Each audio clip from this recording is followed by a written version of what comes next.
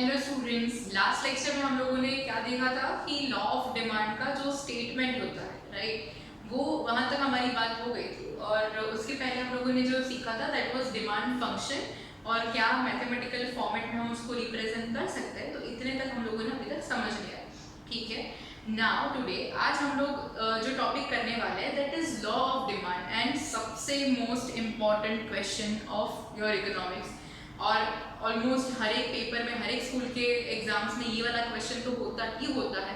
So today's question is very very important, like from the perspective of your examination purpose and also आपकी जो real life में भी ये जो law of demand है ना, वो बहुत सारी जगह पे काम आता है, राइट। तो उसके लिए भी ये चीज़ जानना आज बहुत ज़रूरी है and this law of demand is very simple and easy to understand. So let just get into it. Okay, firstly हम लोगों ने जो लास्ट लेक्चर में लॉ ऑफ डिमांड का जो स्टेटमेंट हम लोगों ने रीड किया था कि what law of demand exactly states, पहले मैं वो रीड कर रही हूँ। Okay, the principle explaining the relationship between price and demand for a good keeping the effect of all other determinants as constant is called the law of demand.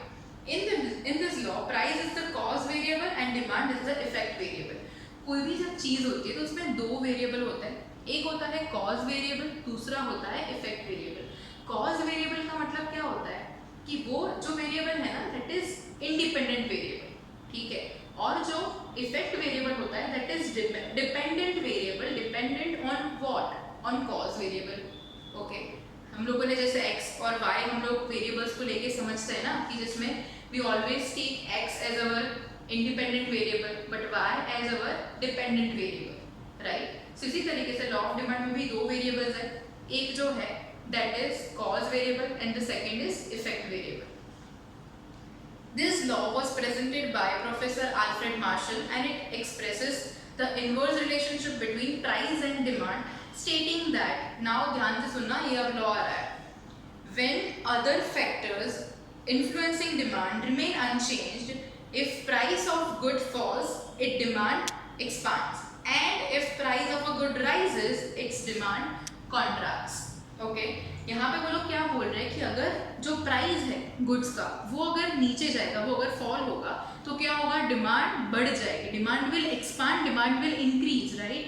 And if a price of a good rises then demand contracts, अगर जो price है goods का वो ज्यादा होगा, वो अब जाएगा तो डिमांड क्या हो जाएगी, कॉन्ट्रैक्ट हो जाएगी, डिमांड कम हो जाएगी, राइट। ओके, नाउ सबसे जो पहला स्टेप होता है ना लॉ ऑफ डिमांड, अगर आपको ये 5 मार्क में क्वेश्चन पूछ रहे हैं तो फर्स्ट स्टेप 1 आपका क्या होगा, इंट्रोडक्शन,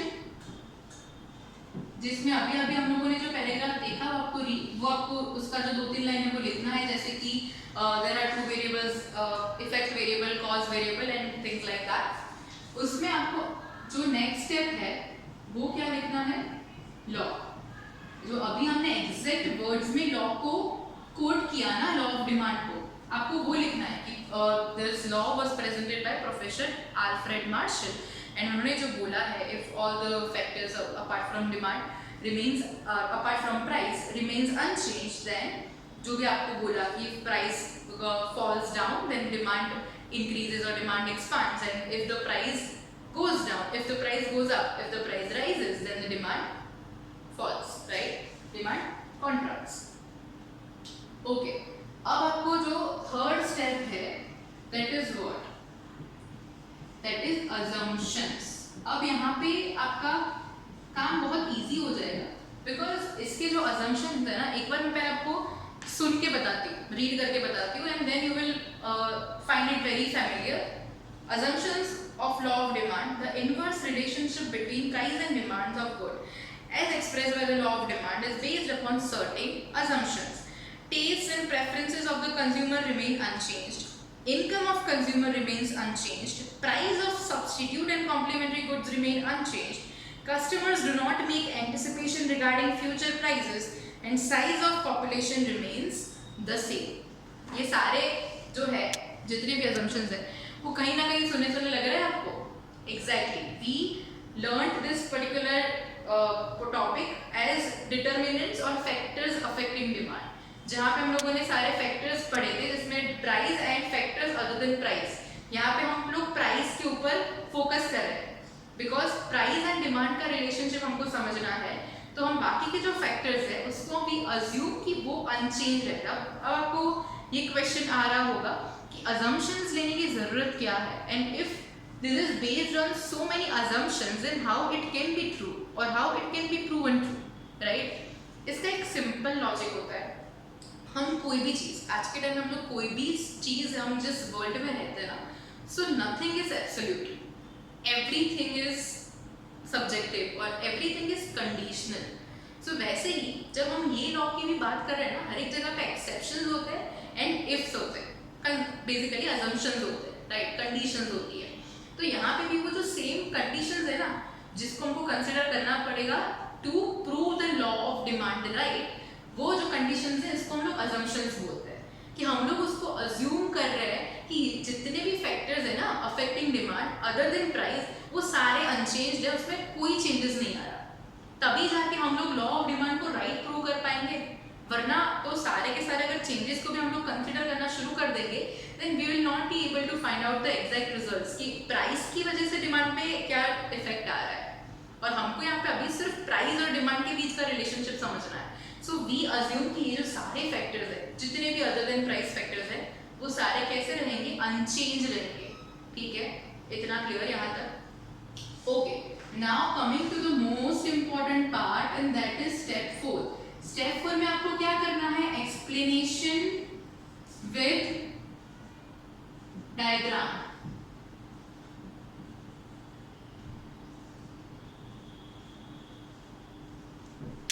अब ये बहुत इंपॉर्टेंट चीज है, हम लोगों ने लॉ ऑफ डिमांड तो बोल दिया कि जिसमें हम लोगों ने बोला कि जब भी प्राइस राइज होती है ना तो डिमांड क्या हो जाती है, कॉन्ट्रैक्ट हो जाती है, और जब भी जो प्राइस होती है तो वो अगर नीचे जाती है, प्राइस अगर फॉल करती है तो डिमांड क्या हो जाती है, डिमांड एक्सपांड हो जाती है। अब ये कैसे होता है ना, इसको समझाने के लिए we will take a simple example. Okay, यहाँ पे we are making this table. Okay,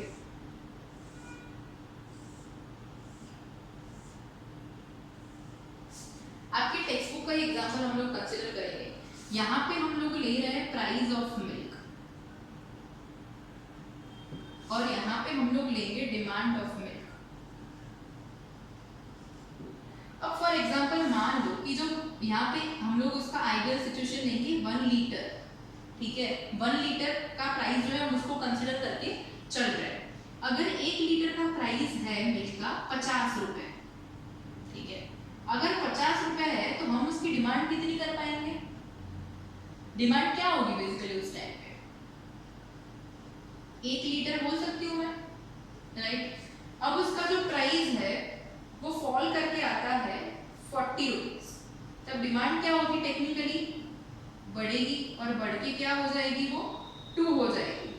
जब 30 आ रहा है तो डिमांड बढ़ के 3 हो रही है, जब ये 20 आ रहा है तो डिमांड बढ़ के 4 हो रही है, और जब ये 10 आ जाएगा तो डिमांड बढ़ के हो जाएगी 5। Okay, now we will have to understand this very properly.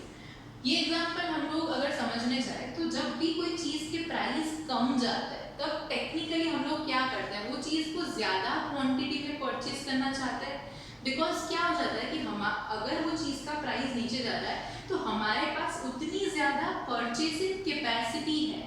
समझ रहे हो कि आज मेरे पास जब 50 रुपए है और मुझे मिल्क चाहिए, तो मेरी कैपेसिटी क्या है, मेरी maximum capacity to purchase the milk 1 litre से ज्यादा मैं परचेज नहीं कर सकती, राइट। तो उसका जैसे जैसे प्राइस नीचे जाएगा तो वैसे वैसे मेरी परचेसिंग पावर भी तो बढ़ रहा है ना मेरा, तो अब क्या होगा कि डिमांड क्या होती जाएगी, इंक्रीज होती जाएगी।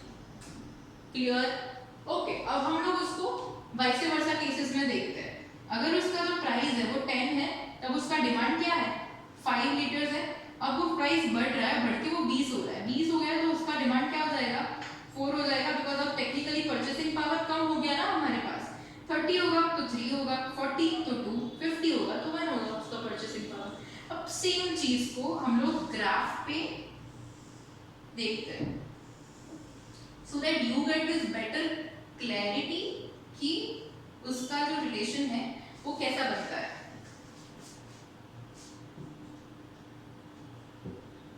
यहाँ पे हम लोग उसके प्राइस को ले लेंगे, यहाँ पे उसकी हम लोग डिमांड को ले लेंगे।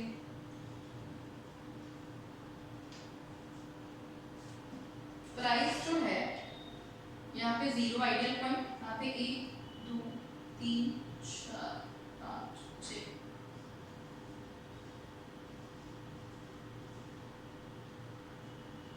20 30 40 50।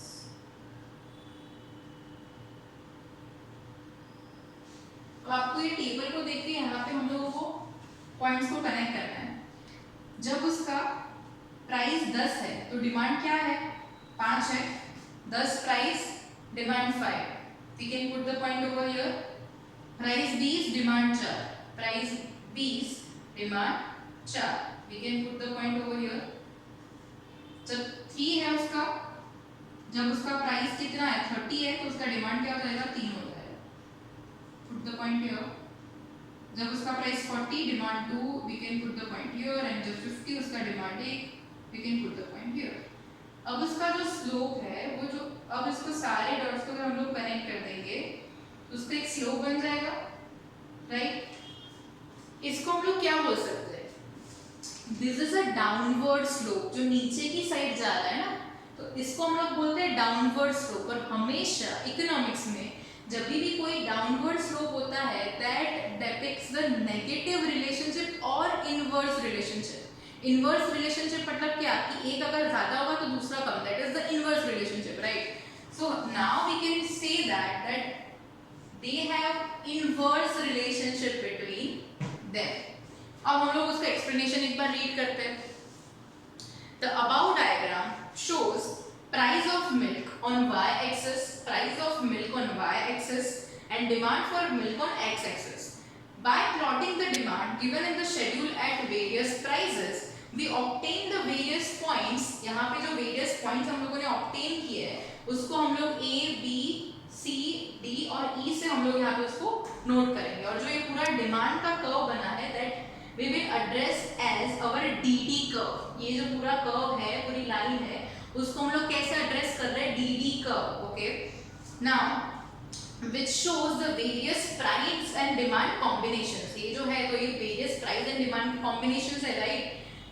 by joining these points we get the demand curve DD। by joining these points we get the demand curve DD which slopes downward from the left to right, indicating the inverse relationship between price and demand। at point A price of milk is ₹50 and demand is 1 liter। at point B price falls down to 40 and demand is 2 liters। and accordingly at point E when price falls down to 10 rupees, demand is 5 liters। it's very easy explanation। आपको यहाँ तक अगर आप आ गए तो बाद में explanation में तो all you need to do is just talk about the diagram and explain the diagram, that how did you arrive to this point of DD curve, okay। very easy and simple। I hope you guys have understood this much। फिर से एक बार फटाफट से quick revision ले लेते हैं। सबसे पहले क्या करना है, इंट्रोडक्शन में हम लोग क्या लिखेंगे कि लॉ ऑफ जो डिमांड है तो वो उसका ज़रूरत क्या है, and that shows the relationship between price and demand. उसके बाद law of demand professor Alfred martial ने जो अपने वर्ड्स में उसको कोट किया था, उसी वर्ड्स में आपको यहाँ पे कोट करना है। थर्ड स्टेप इज अजम्पशंस में आपको क्या करना है, उसके जितने भी फैक्टर्स अदर देन प्राइस है ना, उसको आप फटाफट से ऐसे याद कर सकते हो। Factors other than price, factors affecting demand का जो हमारा फर्स्ट लेक्चर था उसमें हम लोगों ने वो सीखा था, राइट। आपको उसके अलावा के जितने भी फैक्टर्स है ना, उस सबका एक पॉइंट बना के बाजू में सिर्फ इतना लिखना है, दिस रिमेन्स अनचेंज। जैसे कि for example income of consumer remains unchanged, the taste and preferences of the consumer are the same. आपको बस वही चीज आपको लिखना है, तो आपका अजम्पशंस वाला पॉइंट क्लियर। उसके बाद एक्सप्लेनेशन विद डायग्राम। सबसे पहले ये टेबल ड्रॉ करना है, राइट। टेबल ड्रॉ करके आपको यहाँ पे क्या करना है, price of milk first column, second column is demand, right. और यहाँ पे आपको क्या करना है, तो उसका सेम ये जो आपने टेबल में जो रिप्रेजेंट किया है वही आपको डायग्राम में रिप्रेजेंट करना है। जहाँ पे आप लोग एक्स एक्सिस पे क्या लोगे, डिमांड, एंड वाई एक्सिस पे आप लोग क्या लोगे, प्राइस, राइट। और आपको सेम चीज यहाँ पे बनानी है। जितने भी आपके जो पॉइंट्स आपको डिमांड के मिल रहे हैं, जो कॉम्बिनेशन पॉइंट जिनको हम बोलेंगे, वहां पे आपको उसको एक एक पॉइंट उसका एक एक अल्फाबेट से नाम से डिपिक्ट करना है, that is A B C D and E। So So each combination we are addressing as A, B, C, D and A. Now connect all the points and you will get the curve. The curve is named as DD curve, DD demand curve, right? Here we are clear. And अब आपको ये जितना भी आपने जो किया ना diagram बनाया वो सब आपको सिर्फ रिटर्न में एक्सप्लेन करना है. And then you just need to say that the curve is what? Curve is downward curve, right? And this shows the negative or the inverse relationship between price and demand. Clear guys? I hope you have enjoyed this video and stay tuned for the upcoming videos also. Next lecture में हम लोग क्या सीखेंगे? Analysis of the demand. मतलब कि हम लोगों के जो भी reasons है कि जिसकी वजह से inverse relationship आ रहा है तो उसका जो एनालिसिस है उसके बारे में हम लोग पढ़ेंगे. और आज का जो आपका लेक्चर हुआ लॉ ऑफ डिमांड, आपका होमवर्क ये है कि आपको लॉ ऑफ डिमांड जो आपको समझाया वो पूरा लॉ अच्छे से अपनी बुक में लिखना है 2 बार with diagram with explanation, and you have to follow this particular format to make your answer, okay? Because it can be asked as a 5-marker question, so you need to write down every step properly, okay? ये answer आपको 2 बार लिखना है homework, 2 times, okay? Clear? Okay, तब तक bye bye.